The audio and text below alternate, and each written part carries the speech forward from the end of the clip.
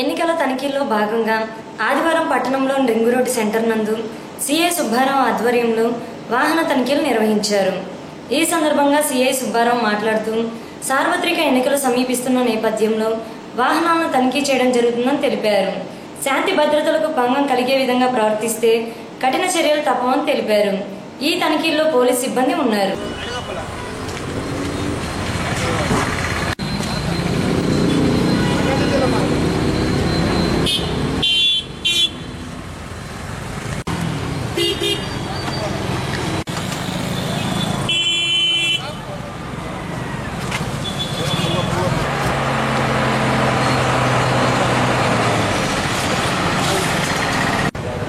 రేపు 11వ తేదీ జరగబోయే అసెంబ్లీ అండ్ పార్లమెంట్ నియోజకవర్గం పట్టణంలో వెహికల్ చెకింగ్ నిర్మాణం చేస్తున్నాము. ఆల్రెడీ లారీ చెకింగ్ డైలీ జరుగుతూ ఉంది. మరి ప్రజలకు లంచం చూపించాలని, ఓటర్లను ప్రలోభ పెట్టాలనే ఉద్దేశంతో డబ్బులు ఇచ్చినా తర్వాత మందు పంపిణీ చేసినా ఏ రాజకీయ పార్టీకైనా వాళ్ళకి కానీ ఇటువంటి పద్ధతులు ద్వారా ప్రజలను మభ్య పెట్టాలని చూసిన వాళ్ళ మీద కఠిన చర్యలు ఉంటాయి. మా స్క్వాడ్లు మొత్తం తిరుగుతూ ఉన్నాయి. తర్వాత ప్రజలను మభ్య పెట్టితే ఓటర్లకి ఆశ చూపించి డబ్బులు ఇచ్చిన ఇది 171 తర్వాత ఈ సెక్షన్లోని ఆర్టీ యాక్ట్ కింద కేసు బుక్ చేసి ఇప్పటికి కాదు ఫర్దర్ కూడా వాళ్ళకి ఇబ్బంది కలుగుద్ది. కనుక ఇటువంటి చేసేవాళ్ళని ఎవరైనా కఠిన చర్యలు తప్పవు. కారంపూడి మండలం సిబిఎం ఆర్మీ కార్యకర్తలు పార్టీ సంక్షేమ పథకాలు వివరిస్తూ భారీ ర్యాలీ నిర్వహించారు. ఈ సందర్భంగా సిబిఎం ఆర్మీ కార్యకర్తలు మాట్లాడుతూ జాబ్ రావాలంటే బాబు రావాలి, పోలవరం పూర్తి చేయాలంటే బాబు రావాలని నినాదాలు చేశారు.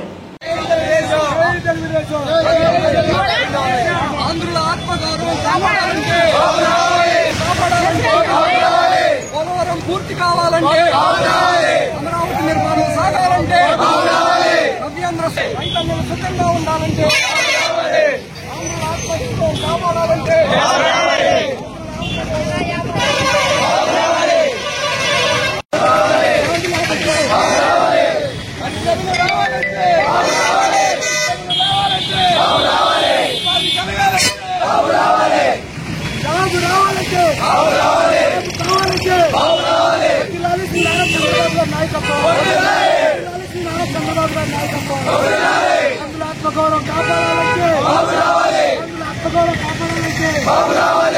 ఆత్మగౌరవం కాపాడాలంటే మండల కేంద్రమైన కారంపూడిలో తెలుగుదేశం పార్టీ నాయకులు ఆదివారం విలేకరుల సమావేశాన్ని ఏర్పాటు చేశారు. ఈ సమావేశంలో నర్సాపేట పార్లమెంట్ అభ్యర్థి రాయపాటి సాంబశివరావు పాల్గొన్నారు. అనంతరం ఆయన మీడియాతో మాట్లాడుతూ తెలుగింటి ఆడపడుచులంతా తెలుగుదేశం పార్టీని గెలిపించేందుకు సిద్ధంగా ఉన్నారన్నారు. ఆంధ్ర రాష్ట్రం అభివృద్ధి జరగాలంటే ఆ పార్టీ అధినేత చంద్రబాబుతోనే సాధ్యమవుతుందని అన్నారు. ఈ కార్యక్రమంలో కారంపూడి తెలుగుదేశం పార్టీ నాయకులు, కార్యకర్తలు పాల్గొన్నారు. ఇది గుంటూరు, మన వినుకొండ, గురిజాల, మాచల 3 కాన్స్టిట్యూన్స్ కలిపి దీని గొప్పవారిని 1.5 టీఎంసీ నీరు ఉంటుంది. దాన్ని 4.5 టీఎంసీ మార్చి డెప్ చేసి అక్కడి నుంచి తీసుకురావడం చేస్తుంది.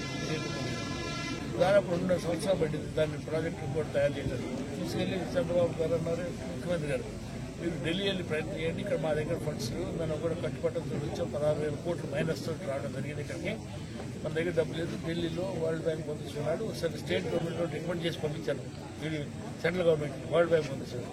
దాదాపు 2 సంవత్సరాలు ప్రధానమంత్రి గారిని అందరూ రూరల్ డెవలప్మెంట్స్ని ఆఫీసులో అందరూ కలిస్తే తప్పకుండా ప్రాజెక్టు బాగోదు, తప్పకుండా మీకు చేస్తారు, ఫ్లోరైడ్ కంటెంట్ ఎక్కువ ప్రమాదం, మరి డెవలప్ చేయడం మేము పంపిస్తామంటే మేము తప్పకుండా తీస్తాను.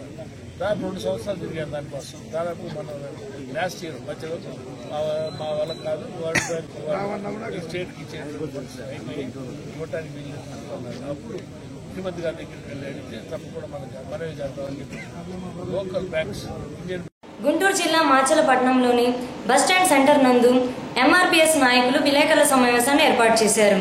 ఈ సమావేశంలో ఎంఆర్పీఎస్ నాయకులు మాట్లాడుతూ అందా తిరుపతయ్య అనే ఆటో డ్రైవర్ పై తెలుగుదేశం పార్టీ వ్యక్తులు విచక్షణారహితంగా ప్రవర్తించారని ఆగ్రహం వ్యక్తం చేశారు. వెంటనే మందా తిరుపతయ్య కుటుంబానికి న్యాయం జరపాలని డిమాండ్ చేశారు. ఈ కార్యక్రమంలో ఎంఆర్పీఎస్ నాయకులు, సభ్యులు పాల్గొన్నారు. న్యాయం చేయాలి మందా తిరుపతయ్య కుటుంబానికి, న్యాయం చేయాలి మందా తిరుపతయ్య కుటుంబానికి, శిక్షించాలి దాడి చేసిన వారిని వెంటనే, శిక్షించాలి దాడి చేసిన వారిని వెంటనే, శిక్షించాలి దాడి చేసిన వారిని వెంటనే, న్యాయం చేయాలి మందా తిరుపతయ్య కుటుంబానికి, న్యాయం చేయాలి ఆటో డ్రైవర్ మందా తిరుపతయ్య కుటుంబానికి. నిన్న ఖమ్మంపాడు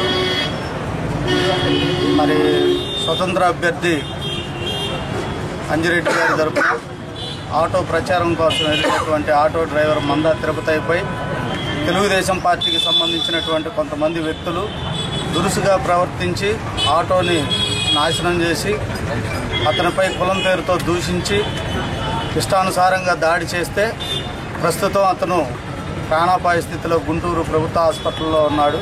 మెరుగైన వైద్యం కోసం తీసుకెళ్లారు. మొదటిగా జీవనోపాధి కోసం ఆటో డ్రైవర్లు ఏ పనికైనా ఏ అసాంఘికమైనటువంటి కార్యక్రమాలు కాదు కాబట్టి ప్రచారానికి ఏ బండి అయినా పెట్టవచ్చు, ఏ డ్రైవర్ అయినా వెళ్ళొచ్చు. అంత మాత్రం చేత ప్రచారానికి వెళ్ళినటువంటి ఆటో డ్రైవర్పై దాడి చేయడాన్ని మొట్టమొదటిగా మేము ఎంఆర్పీఎస్ తరఫున ఖండిస్తూ ఉన్నాం. దాడి చేసినటువంటి దోషులను శిక్షించేంత వరకు కూడా మేము ఉద్యమిస్తూనే ఉంటాం, పోరాడతాం. కంపల్సరీ ఆ కుటుంబానికి న్యాయం జరిగే విధంగా మేము అన్ని విధాలుగా ఉద్యమించడానికి కమ్యూనల్గా మేము అన్ని చర్యలు కూడా తీసుకోబోతున్నాం.